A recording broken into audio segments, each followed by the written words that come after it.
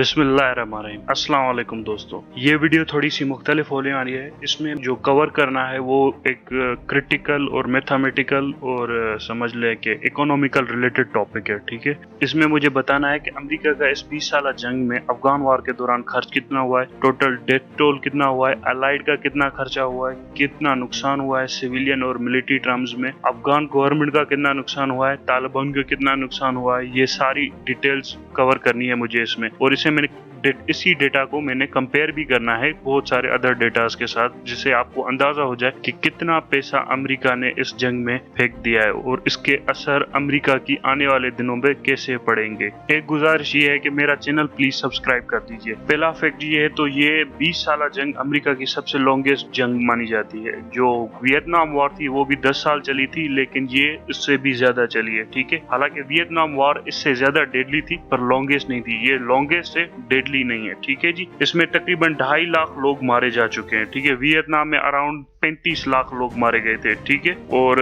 71,344 civilians मारे गए, 1,114 allied troops मारे गए, 2500 से 2800 अमेरिकन ट्रूप्स मारे गए, 20,000 अमेरिकन सिपाही वुंडेड हुए हैं, मतलब जख्मी हुए हैं। ठीक है जी, रेफ्यूजीज और फाइटर्स जो मारे गए हैं तकरीबन 85,000 फाइटर्स मारे गए हैं, 10 लाख के करीब रेफ्यूजीज पाकिस्तान में आए थे, और अमेरिकन कॉन्ट्रैक्टर्स वगैरह भी मारे गए हैं। अमेरिकन एक कॉन्ट्रैक्टर है, स्पेसिफिक कॉन्ट्रैक्टर, उसके बारे में मैं बताना चाहूंगा, ब्लैक वाटर। उन्होंने अपनी डेथ टोल नहीं बताया, उनका डेथ टोल तकरीबन 3000 से ज्यादा था। अब आते हैं इसके फाइनेंशियल कॉस्ट पे, कितना खर्चा किया है। जो इसकी फाइनेंशियल कॉस्ट है वो है $2.26 ट्रिलियन। $2.26 ट्रिलियन, ये इतना पैसा है जो पाकिस्तान अगले 10 सालों में इतना पैसा कमा सकता है। ठीक है, अगर पाकिस्तान की जीडीपी है इस टाइम $300 बिलियन, 10 साल चले फिर $2.26 ट्रिलियन तक की जाकर पहुंचेगा। इतना ज्यादा पैसा है। अब इसमें एक इंटरेस्टिंग सी बात है, अमेरिका के जो स्टेट डिपार्टमेंट है जो इस वार को कमांड कर रहा था, उसका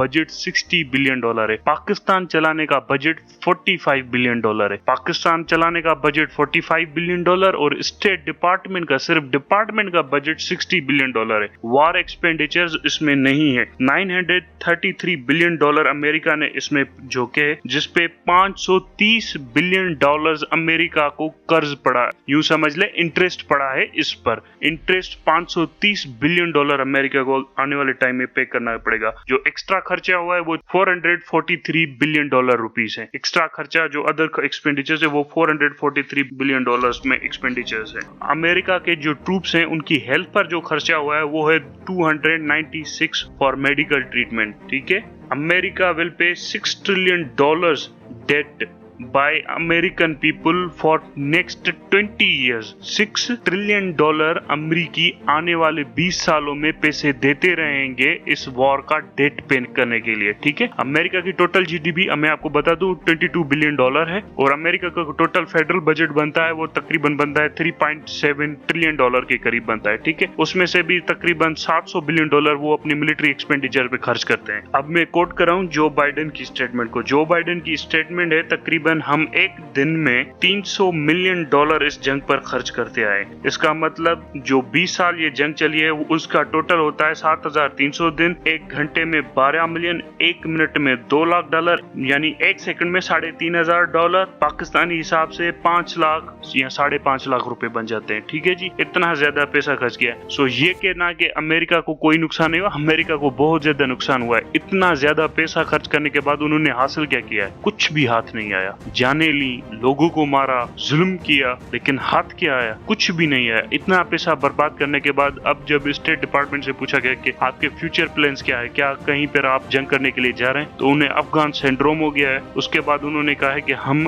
इस वक्त किसी वार के मूड में नहीं है। अब इस वक्त जो अमेरिका राइवलरी देख रहा है ना, वो देख रहा है स्ट्रेटेजिक राइवलरी, यानी रशिया के साथ और चाइना के साथ। ये दोनों स्ट्रेटेजिक राइवल्स हैं। टेक्टिकल वॉर से अमेरिका इस वक्त निकल गया है। वो अपने सारा अपना सारा अटेंशन फोकस कर रहा है स्ट्रेटेजिक राइवलरीज की तरफ, जो उसके स्ट्रेटेजिक एनिमीज हैं रशिया और चाइना की तरफ, क्योंकि रशिया ने इस वक्त एक पैक्ट हुआ था स्टार्ट के नाम से, जिसे स्टार वार्स पैक्ट कहा जाता है, जिसमें कोई भी शख्स अपना जो डिफेंस सिस्टम्स हैं वो इस तरह के अपग्रेड नहीं करेगा कि दूसरे को थ्रेट महसूस हो कि उस पर न्यूक्लियर स्ट्राइक हो जाए। तो बुश ने 2003 में ये पैक्ट तोड़ दिया था। उसने एक high altitude air defence system बनाने की कोशिश की थी। हाई अल्टीट्यूड एयर डिफेंस ये करता था कि हवा में ही न्यूक्लियर मिसाइल को ब्लास्ट कर देता था, जिसकी वजह से न्यूक्लियर मिसाइल किसी और मुल्क पर नहीं गिर सकती थी और वो न्यूक्लियर सेफ बन जाता था और उसका न्यूक्लियर डिटरेंस पावरफुल बन जाता था। इसी पैक्ट को काउंटर करने के लिए रशिया ने मार्क 5 लेवल से भी ज्यादा स्पीड की मिसाइल्स बना दी हैं, और जो लो अल्टीट्यूड में चलती है, जो क्रूज है, और वो हाई अल्टीट्यूड में नहीं जाती। ये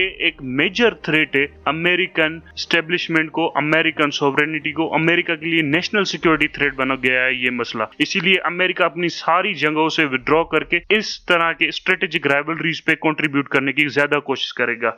अब देखते हैं कि आगे कोई जंग करता है या नहीं करता। मुझे नहीं लगता कि 5-10 साल वो किसी जंग में कूदेंगे। जितना पैसा अमेरिका ने इस जंग में खर्च किया है ना, 48 ईयर्स पाकिस्तान का बजट बन सकता था इतने पैसों से। 50 साल, लगभग 50 साल पाकिस्तान अपना बजट बना सकता था इतने पैसों से।